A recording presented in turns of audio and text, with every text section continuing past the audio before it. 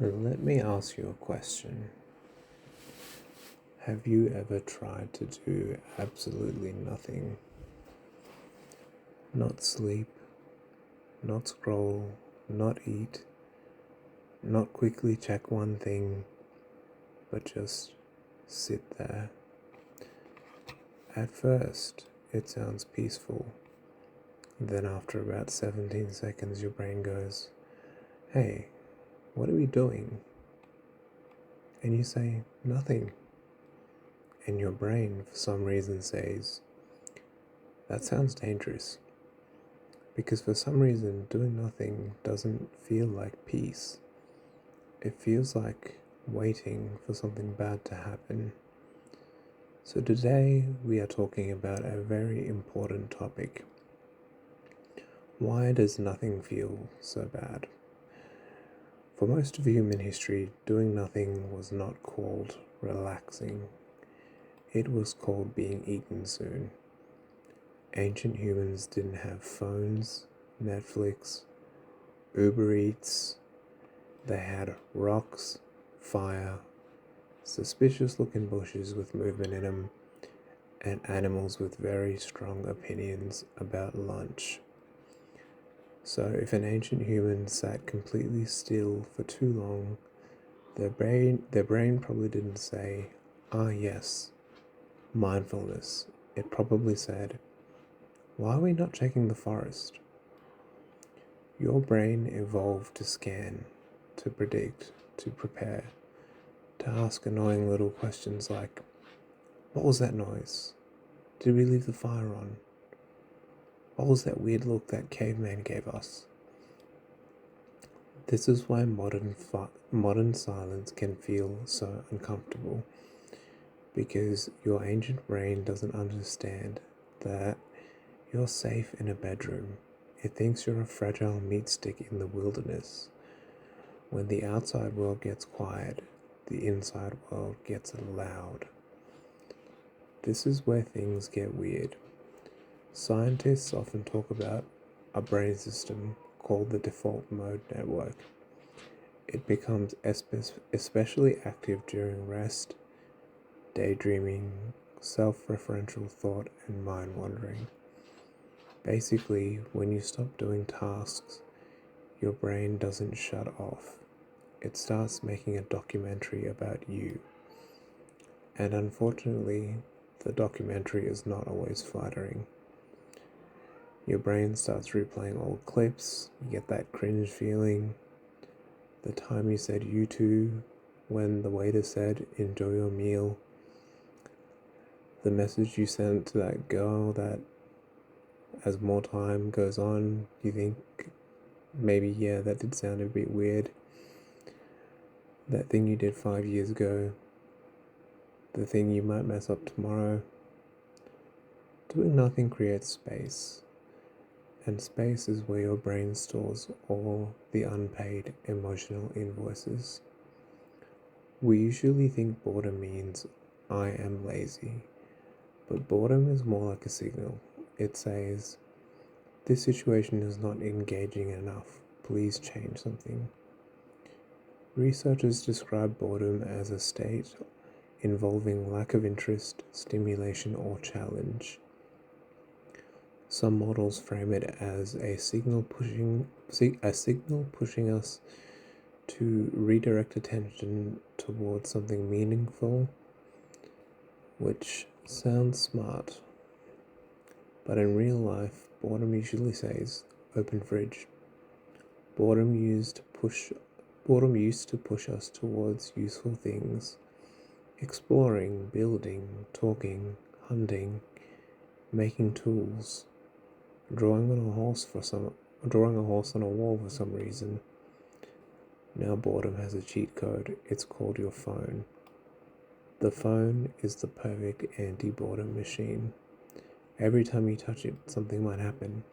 A message, a like, a video you find interesting, a weird fact about whales, a man arguing with a fence. You don't know what reward you'll get, and that's the trick. Unpredictable rewards are powerful. Variable reward systems are known to strongly reinforce behavior, and research on digital reward motives link random ratio style reward patterns with dopamine related rewards. This is why checking your phone can feel automatic. You're not always checking because something happened, you're checking because something might have happened. Your brain loves maybe. Maybe someone replied. Maybe the next video is funnier or more interesting. Maybe the next notification matters. Maybe the next scroll will finally make you feel normal. But each time you use your phone to escape boredom, your brain learns, silence is bad, rectangle is good.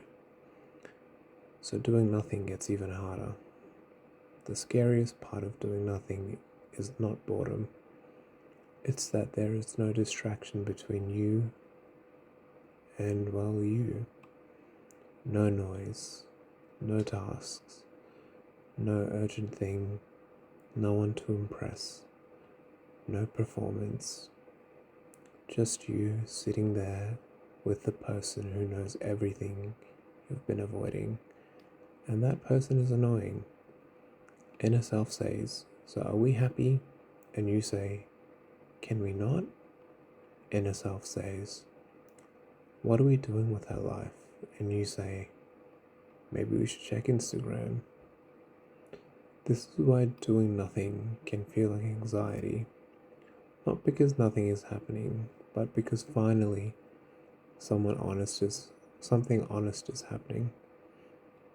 The strange part is, doing nothing feels bad at first, but if you stay there long enough, your brain starts doing something useful. It connects things, it remembers, it imagines, it processes.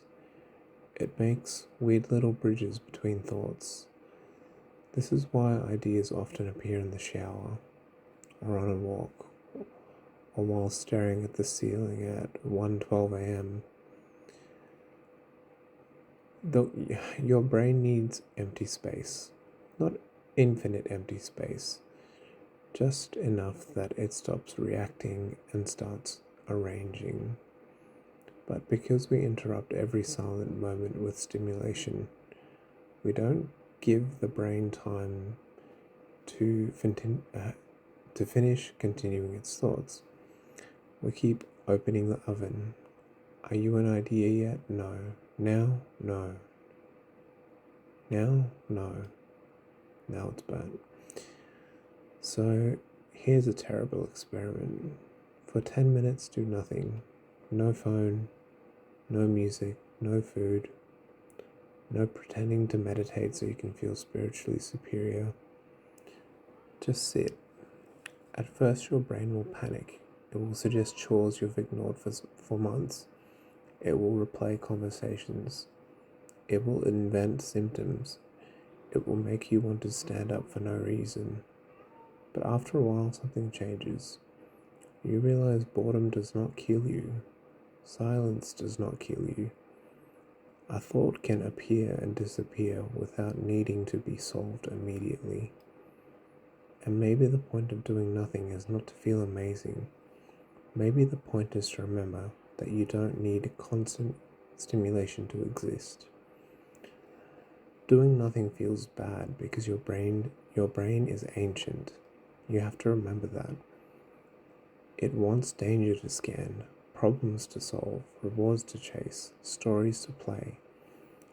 And when you give it nothing, it gets confused. But maybe that's okay, because under the boredom, there might be something useful. A memory, an idea, a feeling, a decision, or just a tired little human who has been running from silence for too long. So maybe doing nothing isn't really doing nothing. Maybe it's maintenance for the weird animal in your skull. So in summary, just try being bored carefully.